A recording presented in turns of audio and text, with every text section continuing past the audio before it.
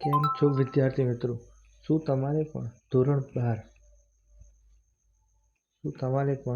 ધોરણ 12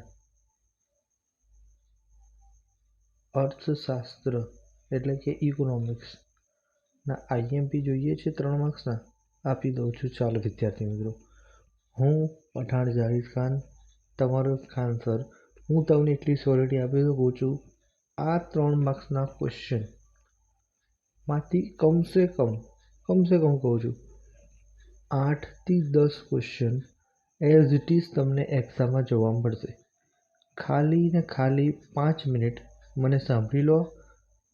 8 પ્રશ્નો તમારા પૂછાશે તો પણ તમારા માર્ક્સ ગણી લો. 3 × 8 = 24.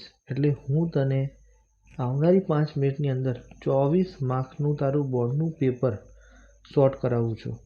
આટલું કરીને જશે તને સારા માર્ક્સ મળી જશે, એની ગેરંટી મારી છે. સૌથી પહેલાં તો ચેપ્ટર નંબર 1.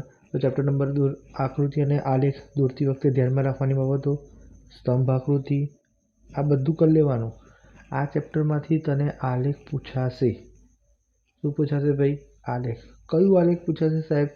આલેખ લખી રાખો એટલે લખી નાખ. પાસેથી સ્તંભ આકૃતિ પૂછાઈ શકે અથવા સમય આધારિત વિભાજિત આકૃતિ પૂછાઈ શકે. બસ, એના વગર કશું નહીં આવવાનું.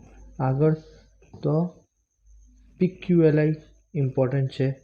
પછી આર્થિક વિકાસ.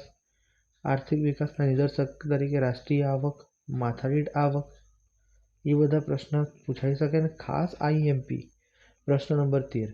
ભારતમાં વર્તમાનમાં વૃદ્ધિ થઈ રહી છે, વિકાસ થઈ રહ્યો છે.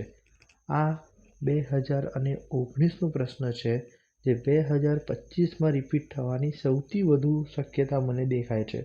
આગળ વધીએ તો વિદ્યાર્થી મિત્રો, પછી ચેપ્ટર નંબર 3માંથી છે નાણું એટલે શું, નાણાંના કાર્યો. આ બધા ચેપ્ટરો તમે સ્ક્રીનશોટ લઈ શકો છો અને એ સ્ક્રીનશોટને તમે આવનારા સમયમાં સારી રીતે તૈયાર કરો, સારા એવા માર્ક્સ તમે લો. તેમજ હું તમને કહીશ કે અર્થશાસ્ત્ર તમારું સ્કોરિંગ સબ્જેક્ટ બને. આ બધા જે મેં ક્વેશ્ચન આપ્યા છે બિલકુલ આઈએમપી છે. આ આપણે ખાલી ચેપ્ટર નંબર 1થી ચેપ્ટર નંબર 6 સુધીના આપ્યા છે. જો તમારે વધુ એવા પ્રશ્ન જોતા હોય તો ચેનલને સબસ્ક્રાઈબ કરો, લાઈક કરો અને વધુને વધુ શેર કરો. આવનારા સમયની અંદર જો આ વિડીયો પર સારો રિસ્પોન્સ રહે છે તો હું પઠાણ જાહિદ ખાન તમને 5 માર્ક્સના બધા જ ક્વેશ્ચન રિપીટ કરાવી દઈશ. બધા જ ક્વેશ્ચન હું તમને લખાવી દઈશ, સમજાવી દઈશ. એ જ બોર્ડમાં આવશે, એના વગર નહીં આવી શકતું. એક વસ્તુ હોય છે એનાલિસિસ, ડેટા. હું આને ભગવાન માનું છું. કોઈ બી સબ્જેક્ટનું ભગવાન મેથ્સ છે અને ડેટા છે. આ સબ્જેક્ટ જ મેથ્સ અને ડેટાનું છે. તો જે મારા પાસે મેથ્સ અને ડેટા છે આ સબ્જેક્ટના, તે દ્વારા હું કહી શકું છું, મને એક્ઝેક્ટલી પેપર પણ ખબર પડી ગઈ છે કે કેવું આવશે, કેવું મોડરેટ રહેશે, કેવું આવવાનું છે.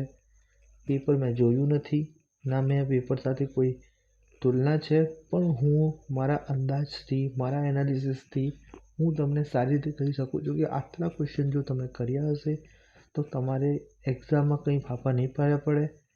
કંઈ વધુ કહેતા બધા વાણીને વિરામ આપવા માગું છું અને કહેવા માગું છું બેસ્ટ ઓફ લક.